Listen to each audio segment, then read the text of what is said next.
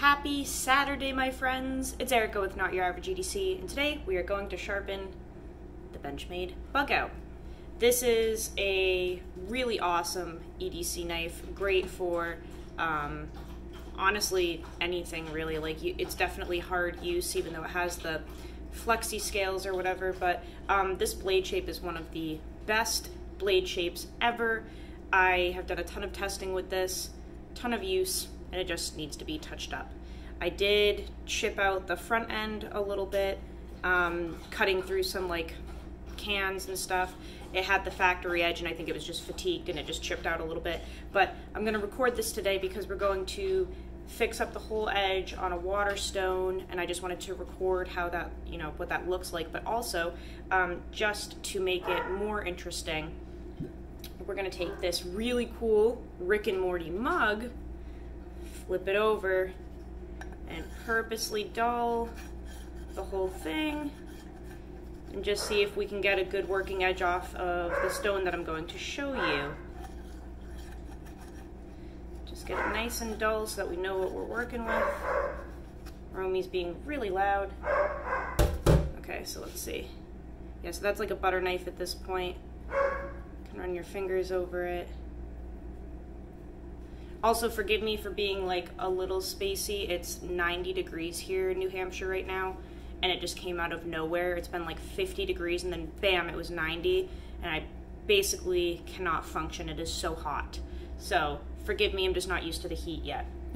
Okay, so we're going to put a brand new edge on this, and I'm going to try to do it with only a 1000 grit Waterstone. Now normally with my S30V I like to do the diamond stones, but because we just purposely dulled the whole edge to shit and now it feels like a butter knife, I'm really going to have to establish a brand new edge, which I really like doing on these bigger Waterstones, and I've never really done something like this before with the Bugout and this, blah blah blah.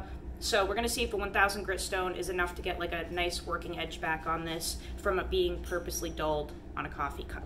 I'm gonna lower you guys down and show you what we're working with here once I get this set up, and we'll just begin. Also, last night I went to a concert and I was dancing and singing for like 5 hours straight, and it was a lot. I was literally on the stage singing. She invited me up and I was singing and like just going hard. So we're just a little foggy. Let's get you guys down here.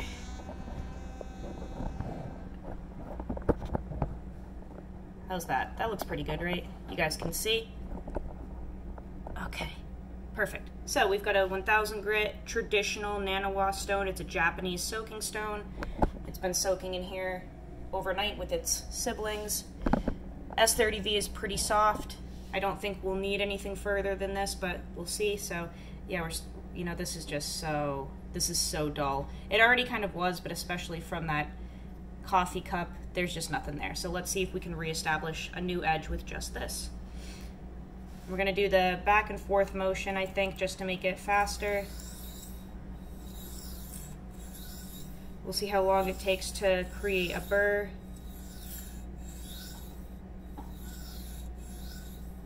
And it shouldn't take too long. S30V sharpens really well, and the burr usually comes up really quick. Yep, it's already there. Literally, we already have a burr. I'm gonna do a few more strokes, and then we're just gonna flip over. But using these steels that were made for knives, I hope that they don't get forgotten because they were literally made for this. And yeah, they might be like a little softer and stuff, but they're also really easy to sharpen, and they do hold an edge for a while. But everyone's so obsessed with the super steels. I don't want these to get forgotten. All right, yeah, so that burr is rough. So we're already gonna go to the other side. Now, before I start doing the back and forth on the other side, I don't want to break off the burr, I want to wear it off. So I'm actually going to do 2 swipes in the opposite direction, like almost like I'm stropping, to gently remove a little bit of that burr before we start apexing, because I don't want to break it off by vigorously going back and forth right now. I want to actually just gently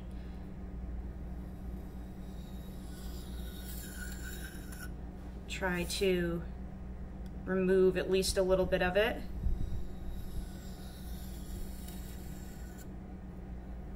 Perfect. So now it's not really there, not as aggressive as it was. So now we're going to do our back and forth and apex the edge to the center.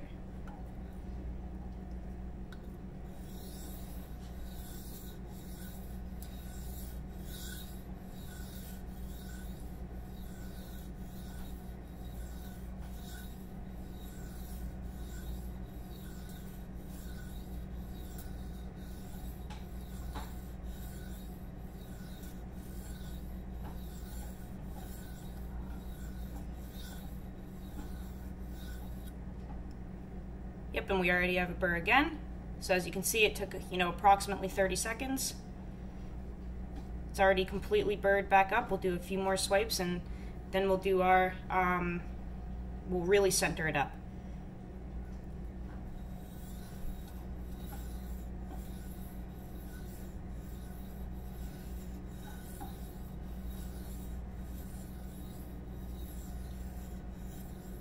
All right, so now I'm gently going to remove the burr again.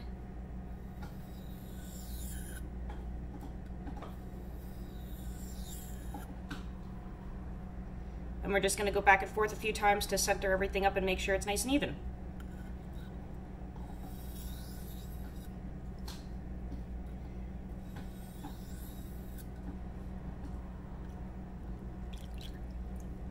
Get a little bit of water on her.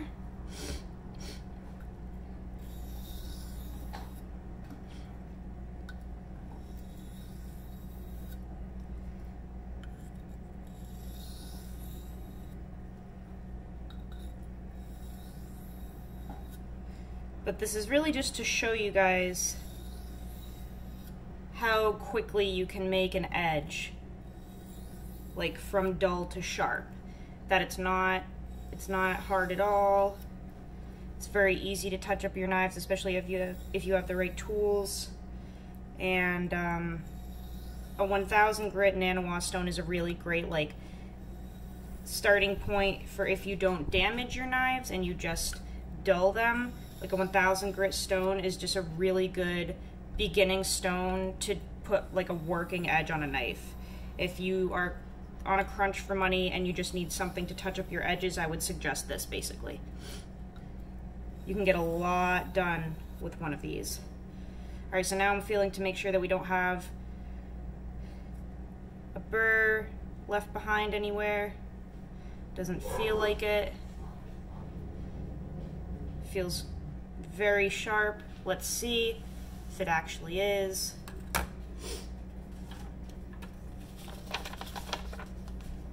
me just move you guys up a hair here. Ooh, this thing is like stuck. There we go. Hold on a moment, ladies and gentle ladies. Come on. Okay. See if that did anything. Yes, it did. So that took, I would say, approximately 7 minutes, minus the talking, to literally take an edge from a butter knife to a very nice working edge, right? That's like nothing. Oh, that probably has my address on it. Let's be careful here. And that is like a toothy, crisp working edge. You can hear the grit, the tooth that it has. That is, especially for S30V, which you really should keep toothy for a working edge, that's really nice, guys. Very crisp. Now, if we want to refine this a little bit, maybe make it a hair smoother if you're looking for something a little less grabby, we can absolutely do that. That's when I would just take a strop. So this is from Rivers Edge Cutlery. This has 3 compounds and then some bare leather. If we want to just take it a little bit further, let's do the black compound. So that's 3000 grit. So we did 1000, established a really nice edge, and then we're just going to do a few passes on the black compound here and just refine it a little bit. And this is when you work away from yourself. You're not cutting into it like on the stone. This is when you're actually wanting to work away. Just a few passes here.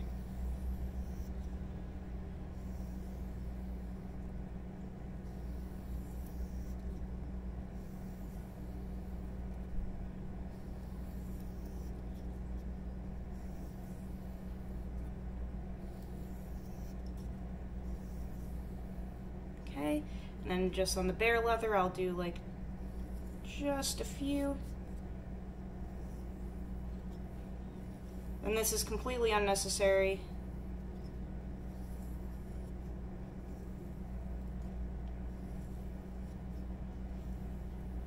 All right.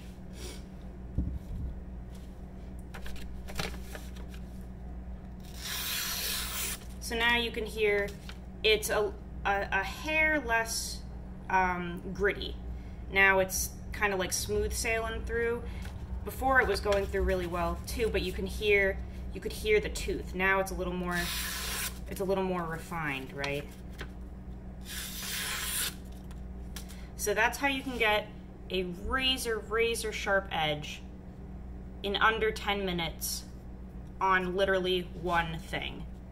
A 1000 grit traditional Naniwa soaking stone. That's it. That's all you need to begin your sharpening journey. And you can bring a knife back from the dead to razor sharp. Thanks for watching, guys. Go use your shit, learn how to sharpen your knives, and I'll see you on the next video.